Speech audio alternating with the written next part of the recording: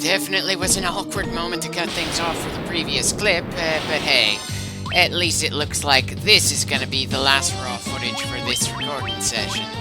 Hopefully that means I get to Tiamat in this clip.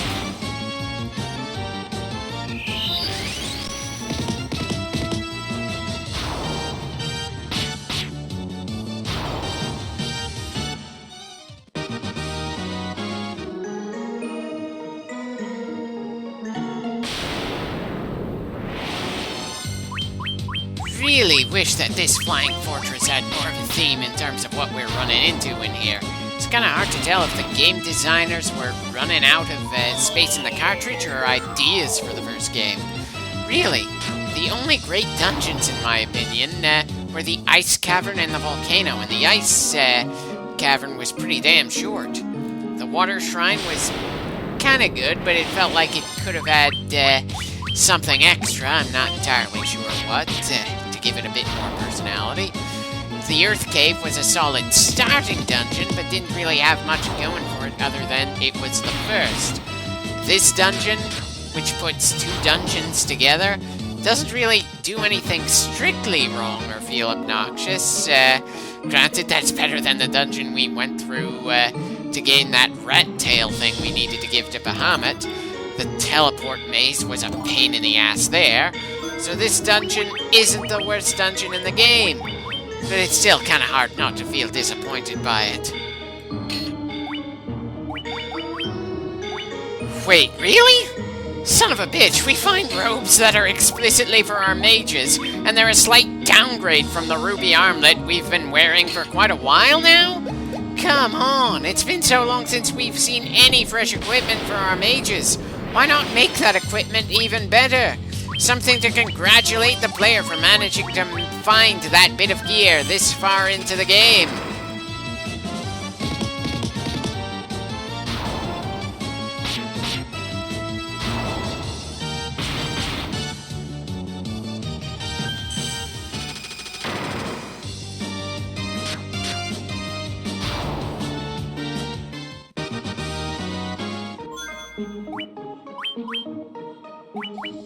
I should probably have bothered to give our knight some white mage spells just for another healing option, but considering how far into the game we are and how little MP Boromir has, I don't think it would be anywhere near as useful as it probably should be. Seriously, we are at the point where we want better white mage spells available than just up to level 3 when we're 29 clips in. And with the MP system, if you have weaker healing spells and you want more than 57 points of healing for it to be considered all that useful. I mean, hell, look at how many potions and high potions I buy every time I go to the stores. I'm pretty sure that in the charge system that the original game and Pixel Remaster used, having even that minimal amount of extra healing from the knight would be pretty appreciated. Because in the Pixel Remaster, even the white mage can't use Cure all that often. Especially if there are other level 1 spells you might want to use at a given point. And the encounter rate is about the same between the Pixel Remaster and the PSP version. I kind of find it funny that in both main versions of the spell system, I generally do things physically and don't bother with spells unless I absolutely have to. I guess I'm just the type of person who likes to have the option to use something, even if I'm not generally inclined to use it all that often. So if I run into some trouble later on, I can move more easily to thinking a little differently and trying something else.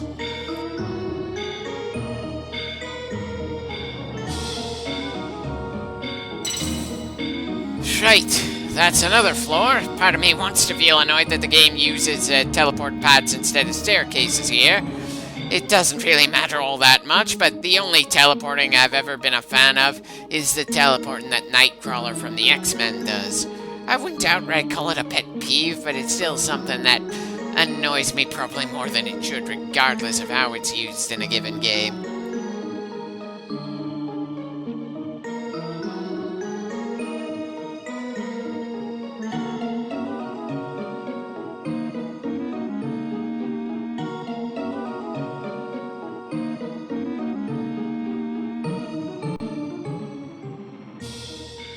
Well, it's certainly nice to see the world map in this game, even if this isn't how looking down onto the planet should look if we're obscenely high up. This kind of gives the impression that the planet is flat. Probably more of an issue with the fact that this is a two-dimensional game overall, and a globe, by its very nature, is a three-dimensional object, so they didn't even bother trying to pull that off here.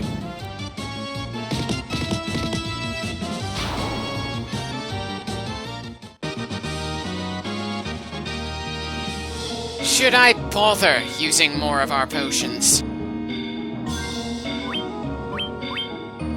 Yeah, guess I may as well heal up a bit. I'm sure we're getting close to Tiamat, I just wish I knew how close.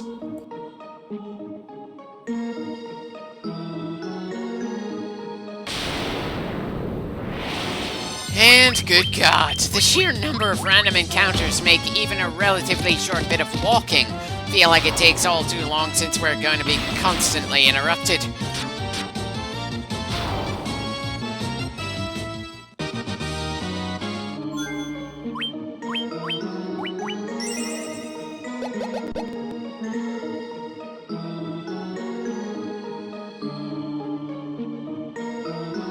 Kind of wish the game did more in terms of world building so we could tell if we're able to breathe above the clouds because of magic or because of some kind of shielding technology in this fortress. It doesn't really matter all that much, I'm just internally groaning at the Oxdale thing we had to go through just to enter the frickin' water shrine again.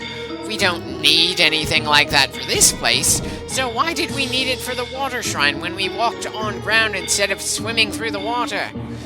I'm pretty sure breathing should be just as tough when you're on a castle above the clouds as it would be when you're in an underwater shrine.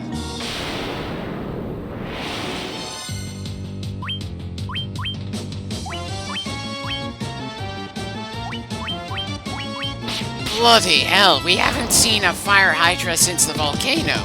And I somehow doubt these hydras are any stronger than they were so many clips ago. It just feels so odd to fight an enemy type from so far back in this dungeon. It is most definitely not an upgrade from anything else we've been fighting on our way up here.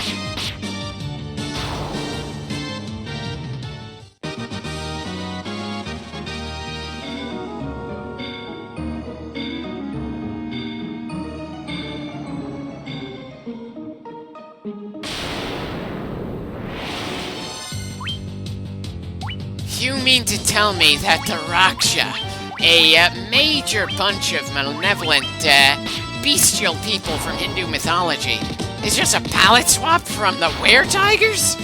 I'm sorry, but that feels even more bullshit to me than seeing werewolves being a palette swap of regular wolves. There is a certain gravitas to that kind of name. I feel like it deserves something special for it.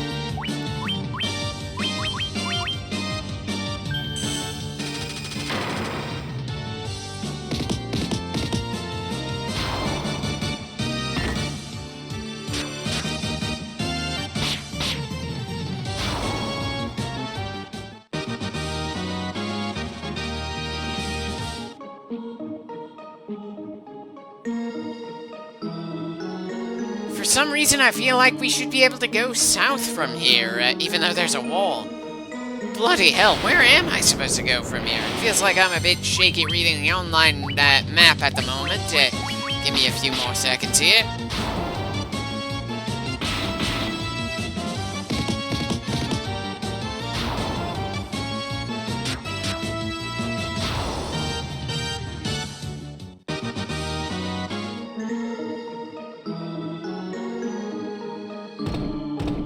Well, that's certainly a good number of treasure chests, and apparently we've got more robots to deal with out of nowhere. Why is one of them simply called a soldier?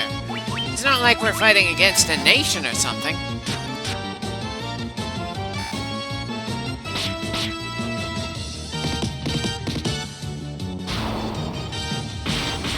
Well, at least we took down the more powerful of the two quickly. That should prevent a good deal more damage.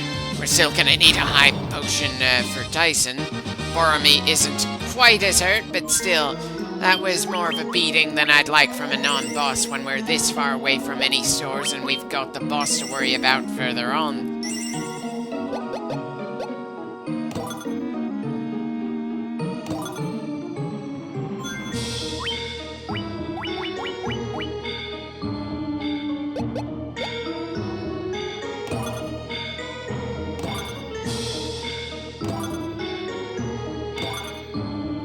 A lot of money, and we don't need any of that. I suppose the other items might be useful, but still, it's hard for me not to feel absolutely annoyed by the treasure chests at this stage of the game. We are just not getting anywhere near enough actually useful stuff that's better than what we already have, considering how far into the game we are. And we already have more money than we could possibly ever use in this game. And gain more with every fight, so why bother giving us money in the chests?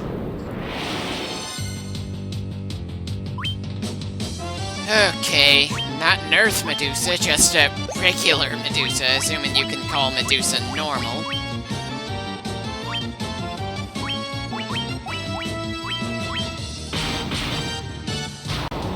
For some reason, I wasn't expecting to see Morn able to take something down in a single shot this far into the dungeon, or for us to find anything that had less than 100 health this far up. I do not get what's going on with the difficulty curve around here.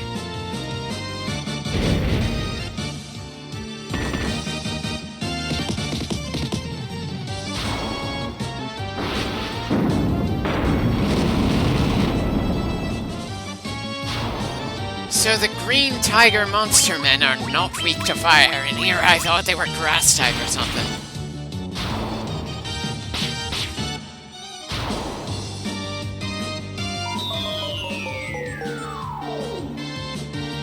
Kind of a cool looking spell, too bad it didn't do anything for him.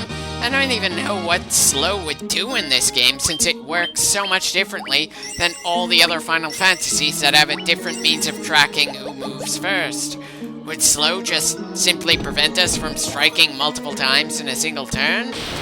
That might screw us over if we're physically focused. Speed does absolutely nothing for magic, though, as far as I can tell, so Wesker could still possibly do some damage.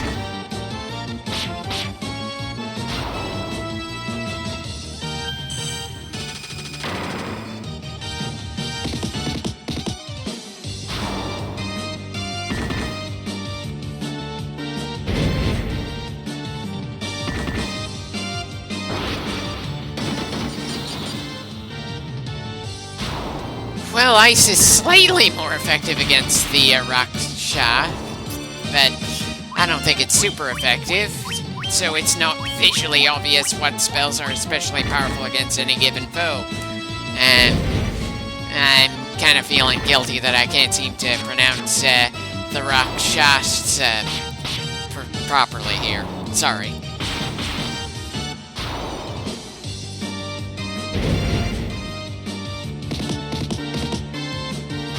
Another fight complete. I am running out of time in this bit of raw footage before I get to my next save. And I somehow doubt we have enough time to fight against Tiamat in the time remaining in it. Did I somehow manage to save in this dungeon before getting to the boss? Did I do that in the previous dungeon as well? I don't really remember. I keep thinking of later entries in the franchise where you need a dedicated save point in order to save in a dungeon. I'm probably misremembering some things here, and great. I'm trying to remember if I saved before other boss fights in this same damn playthrough. The gameplay is all blurring together for me, partly because we've gone through so many clips with so many random encounters where I handle things about the same way each time that, yeah, it just doesn't feel different enough this far in.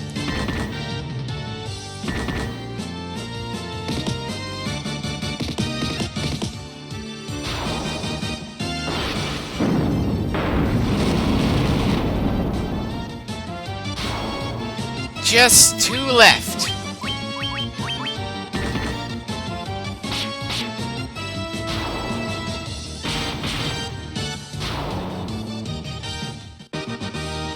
And yet another fight done. Really wish I could feel something other than just plain tired. Tired of the dungeon, tired of the game as a whole, when we're this far in and so close to the ending. Just tired. Just one Shimura should not be on the same floor as the kind of massive fight we just went through. The amount of experience we gain from it, it's just outright absurd that this is the same floor as the same challenging fights. I know the entire point of random encounters that they are, well, random. You don't know for sure what you're gonna run into next. It could be relatively easy, it could be relatively tough.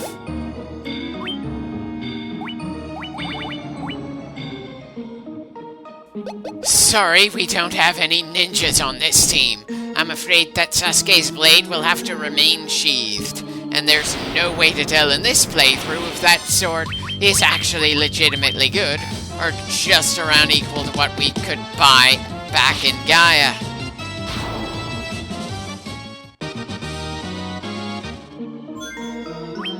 Definitely still have plenty of healing items. My patience is more likely to run out than our healing items at this rate. This team definitely has plenty of stamina, which is a good thing considering how large the dungeons are and how many random encounters we get in them.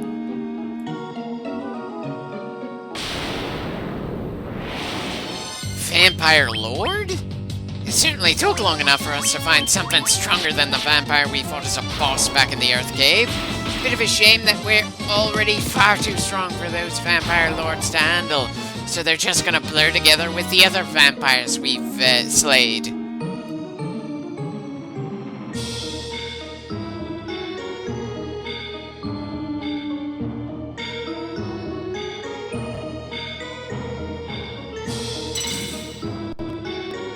Well, this already feels like a pretty final floor.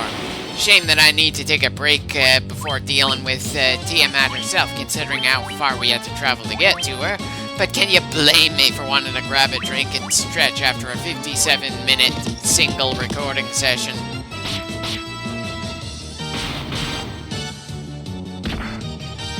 Right, guess we're relying on Wesker to deal with those flans. They certainly feel like several steps up from what we've been dealing with just to get this far into the dungeon, that's for sure.